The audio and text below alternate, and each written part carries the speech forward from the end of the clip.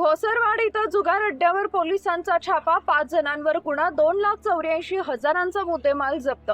घोसरवाड तालुका शिरोळ येथील जुगार अड्ड्यावर कुरुंदवाड पोलिसांनी छापा टाकून 5 जणांविरोधात गुन्हा दाखल करत रोख रक्कम, दुचाकी वाहनं व जुगाराचे साहित्य असा 2,84,660 रुपयांचा मुद्देमाल जप्त करण्यात आलाय।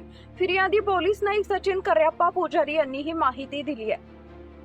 या प्रकरणी शिवाजी सखाराम चव्हाण वय वर्ष 35, संदीप राजू चव्हाण वय वर्ष 35, रावसो कृष्णप्पा म्हेत्रे वय वर्ष 59, तानाजी प्रकाश भोसले आणि बाळासो गणपती पाटील वय वर्ष 50 सर्व राहणार कळमवाडी वसाहत, तालुका शिरोळ, जिल्हा कोल्हापूर यांच्यावर गुन्हा दाखल करण्यात आलाय।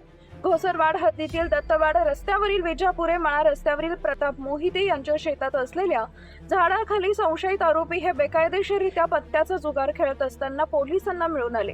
या कारवाईत पोलिसांनी रोख 4,660 रुपये, पत्त्याचा संच तसेच विविध कंपन्यांच्या 4 मोटरसायकली असा एकूण 2,84,660 रुपयांचा मुद्देमाल जप्त केलाय। थेट आमच्या प्रतिनिधींचं पाहत रहा CK24 न्यूज।